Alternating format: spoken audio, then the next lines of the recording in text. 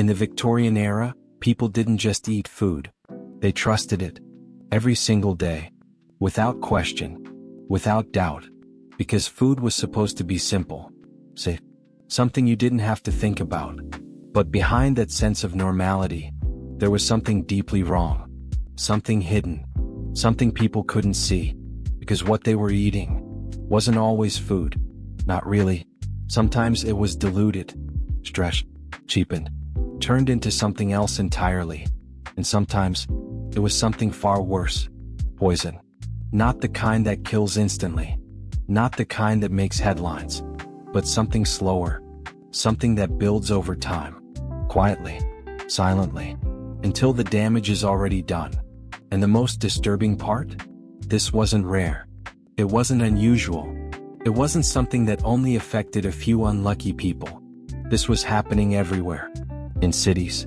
In small towns. In markets. In homes. Across entire countries. Because during this time, food was not controlled. There were no strict laws. No reliable inspections. No real consequences for those who chose to cut corners. And many did. Because there was money to be made. A lot of it. The more you could stretch a product, the more profit you could generate. The less you spent on real ingredients, the more you kept for yourself.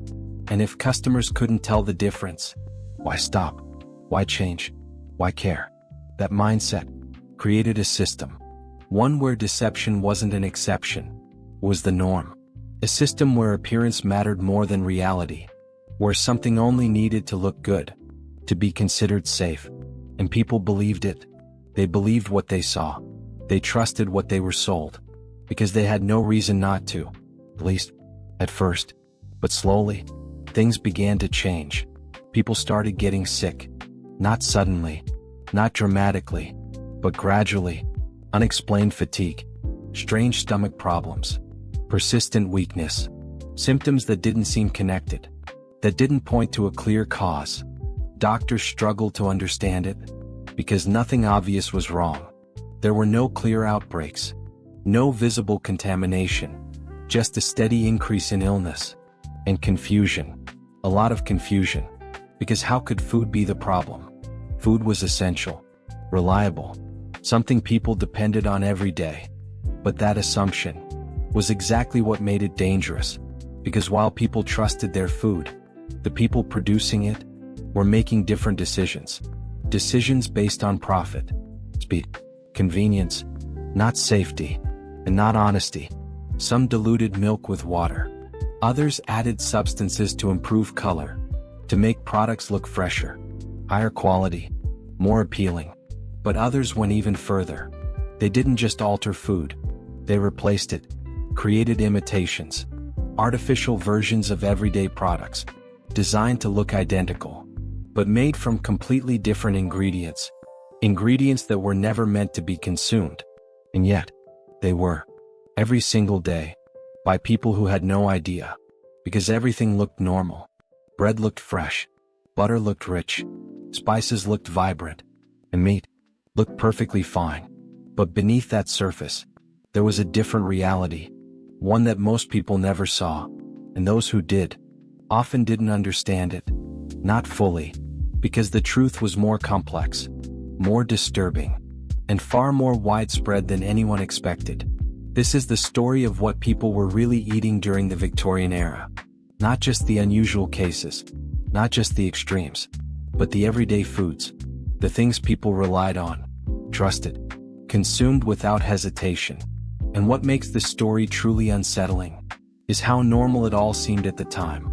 There was no panic, no outrage, no immediate reaction, just daily life, meals being prepared, families eating together, markets operating as usual, while behind the scenes, something was very, very wrong. And by the end of this video, you won't just see food the same way.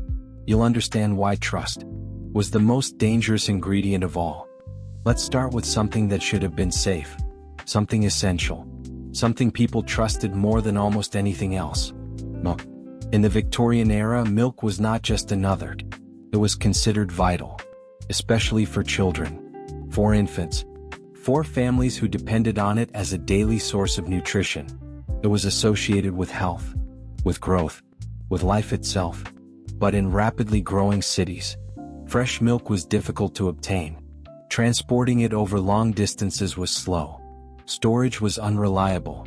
And without refrigeration, milk spoiled quickly, sometimes within hours, which created a problem, a serious one, because demand for milk was extremely high, but the supply was inconsistent, unstable, and that imbalance created an opportunity, one that some producers were more than willing to exploit. Instead of focusing on quality, they focused on quantity, on speed, on profit. And that's where something known as swill milk began to spread. At first glance, it seemed like a solution, a way to produce large amounts of milk quickly, cheaply, efficiently. But the reality behind it was deeply disturbing. Cows were kept near distilleries, places where alcohol was produced. These distilleries generated large amounts of waste, hot, fermented grain residue, a thick, sour byproduct that had no real use, except one. It was fed to cows as their primary source of food, day after day, without variation, without proper nutrition. The result was predictable. The animals became weak, malnourished, diseased. Some could barely stand, their bodies deteriorating over time.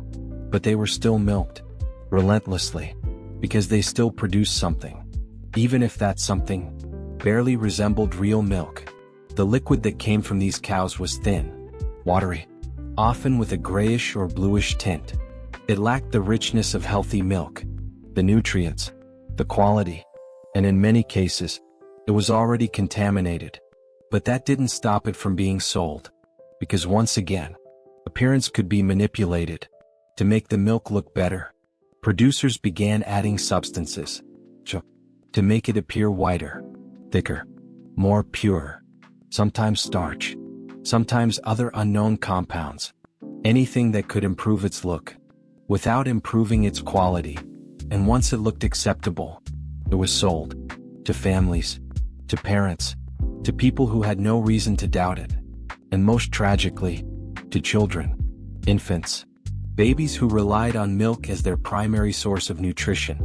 And that's where the consequences became devastating, because unlike adults, they were far more vulnerable, their bodies weaker, less capable of handling contamination, and as a result, many became sick, severely sick.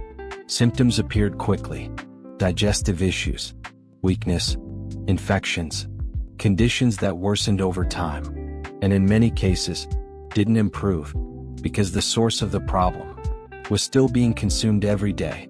Parents didn't understand what was happening. They trusted the milk.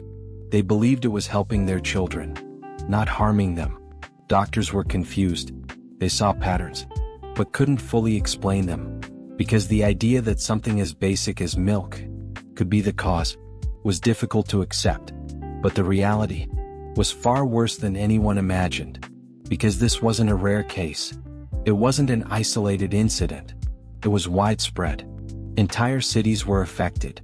Entire communities relying on it that was fundamentally unsafe. And yet, it continued, because it was profitable, because it was convenient, and because most people simply didn't know, or didn't want to believe it. It's hard to imagine today that something so essential, so trusted, could become something so dangerous. But in the Victorian era, that was the reality. Milk wasn't just a source of nutrition. For many, it became a source of harm, and sometimes, a source of tragedy. Now let's move to something that should have been harmless, something associated with joy, with childhood. Candy, bright, colorful, attractive, designed to look appealing at first glance. In the Victorian era, sweets were becoming more popular, more accessible, more widely produced. They were no longer reserved only for the wealthy. Even working-class families could afford small treats. Something simple, something sweet, something that felt safe. But just like with so many other foods of the time, what you saw was not always what you got. Because in a competitive market, appearance mattered. More than ever, candy had to stand out, to catch the eye, to look better than everything around it, and the easiest way to do that was color. Bright, vivid, unnatural color. The kind that immediately draws attention. The kind that suggests quality, freshness, flavor. But achieving those colors naturally was expensive, unstable, difficult. So manufacturers looked for alternatives, and they found them in chemicals, in industrial pigments, in substances that were never intended to be eaten. One of the most popular colors at the time was a vibrant green, a striking, almost glowing shade, used in candies to make them look exciting, unique, different. But that green didn't come from natural ingredients. It came from arsenic, a substance known even then for its toxicity, a poison, one that had already been linked to serious health effects. And yet, it was still used, not only in candy, but in wallpapers, clothing, decorations, everyday objects, because it produced a color that people loved, a color that sold. And when it was added to food, the consequences became immediate. Unlike other cases, where effects developed slowly over time, this was different. People who consumed these sweets often experienced symptoms quickly: nausea, severe stomach pain, vomiting, weakness. In some cases, much worse, because arsenic doesn't just irritate the body, it damages it at a deeper level. And the more it was consumed, the more dangerous it became. But what made this situation even more disturbing was how ordinary it all seemed. These weren't rare, unusual products. They were common, widely available, sold in markets, displayed in shop windows, purchased by families, given to children, eaten without hesitation, because nothing about them looked dangerous. They looked beautiful, inviting, even exciting. And that contrast is what made them so deceptive, because the very thing that attracted people to these sweets was the thing that made them harmful.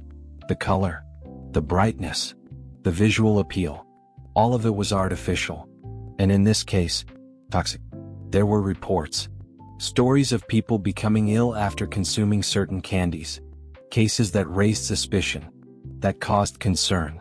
But without clear understanding, without proper investigation, nothing changed quickly. The products remained on shelves, the practices continued, and people kept buying them, because trust is a powerful thing, especially when it comes to food. People want to believe that what they are eating is safe, that it won't harm them, that it has been made with care. But in the Victorian era, that belief was often misplaced, because behind the bright colors and the sweet taste, there was a different reality, one that most people never considered until it was too late. And that's what makes this part of history so unsettling. It wasn't just that dangerous substances were used, it was that they were used in something meant to bring joy, something associated with innocence, with pleasure, with simplicity. And that innocence was exploited, turned into profit, without regard for the consequences, without concern for the people consuming it. And as long as it looked good, as long as it sold, it continued. Now imagine something more substantial, something people relied on for strength, for energy, for survival: meat.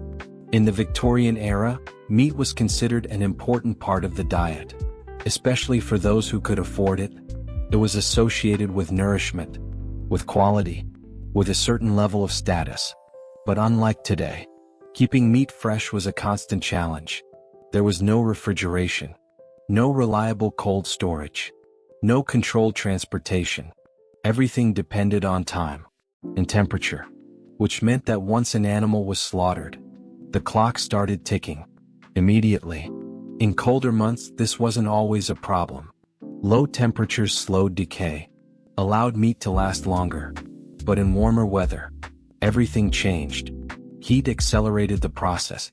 Bacteria multiplied rapidly, and meat could begin to spoil within hours, sometimes even faster, which created a serious problem for sellers, because spoiled meat meant lost profit.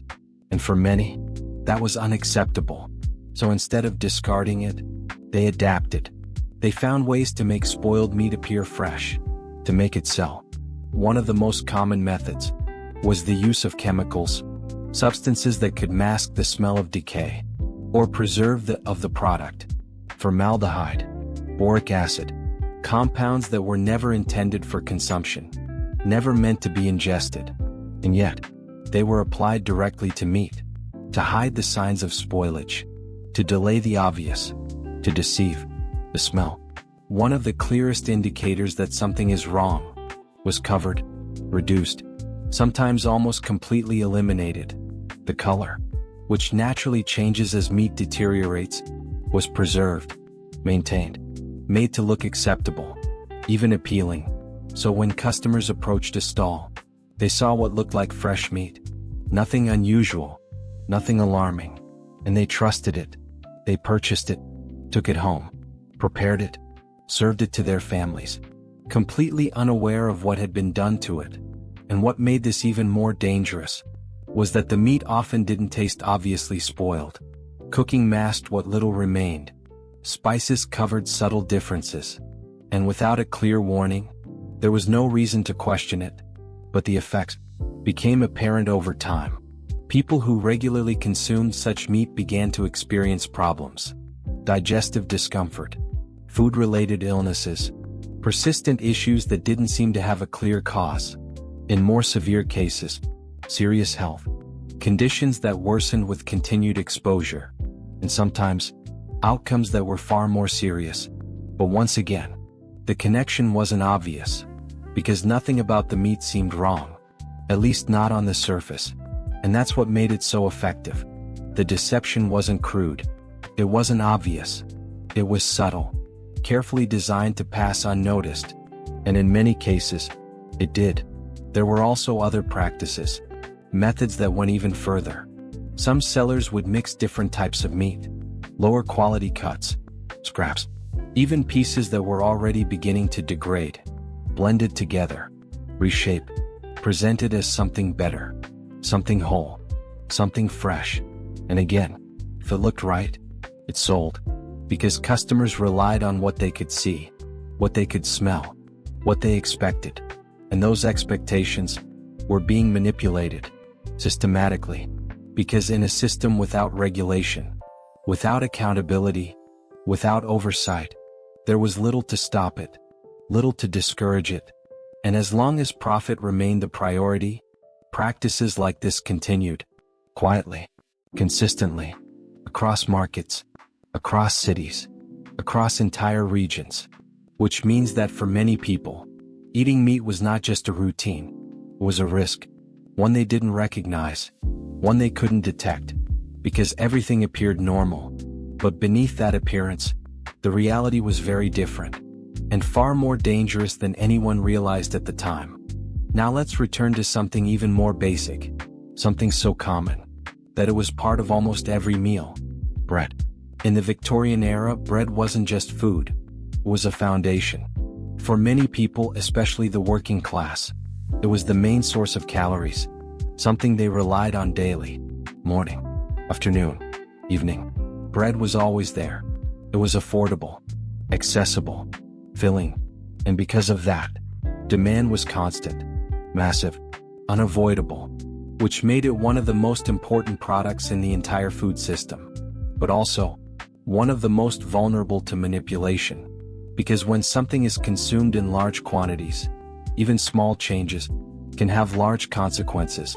And that's exactly what happened.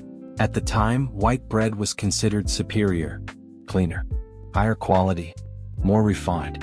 It was associated with wealth, with status, with better living conditions. The whiter the bread, the more desirable it became. But producing naturally white flour was more expensive. It required better processing, more effort, which reduced profit. So instead of improving quality, many producers chose a different approach. They changed the appearance, artificially. Flour was often mixed with substances that had no place in food, to make it look whiter, sawdust, to increase volume, ground bones, to alter texture, even plaster, materials that were cheap, easy to obtain, and effective at achieving the desired look. On the surface, The bread appeared fine, even appealing, soft, light, well-formed. But in reality, it was something else entirely. A product that had been altered, compromised, turned into something that was no longer just food. And because bread was eaten so frequently, the exposure was constant, day after day, meal after meal, which meant that whatever was added to it entered the body regularly, without interruption. At first, the effects were subtle, easy to ignore: mild discomfort, occasional stomach pain, fatigue, symptoms that could be explained in many ways, or stress, general conditions of life. But over time, those symptoms began to change.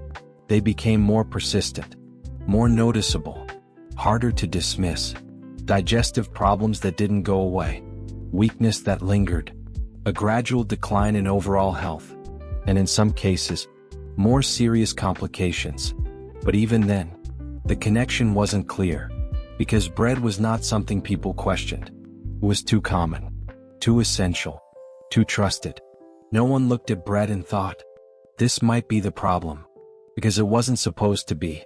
It was supposed to be safe, reliable, something you could depend on. And that assumption made it one of the most dangerous products of the time, because while people relied on it, it was quietly affecting them in ways they didn't fully understand and couldn't easily detect. Doctors struggled to identify the cause.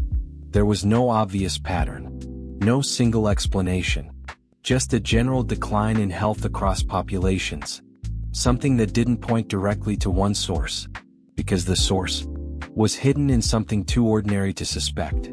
And that's what makes this case particularly disturbing. It wasn't rare. It wasn't occasional. It was constant, widespread, integrated into everyday life, which meant that millions of people were exposed to it regularly, without knowing, without questioning, without any real way to avoid it. Because avoiding bread was not an option. For many, it was survival. And when survival depends on something, you don't question it, you accept it, even if it's slowly working against you. And that's exactly what was happening. Not in isolated incidents, not in small numbers, but on a scale that's difficult to fully comprehend. All because something as simple as bread was no longer what it seemed.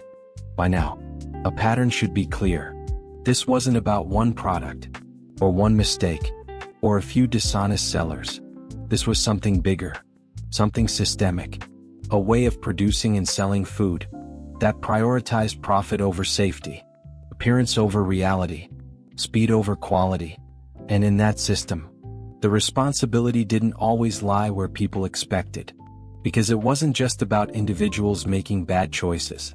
It was about the absence of limits, no regulations, no consistent inspections, no enforced standards, nothing that truly prevented these practices from happening or continuing. And when there are no consequences, behavior doesn't change. It evolves, adapts, finds new ways to continue, which is exactly what happened. As long as products looked acceptable, they were sold. As long as customers kept buying, nothing stopped. And customers kept buying because they trusted what they saw.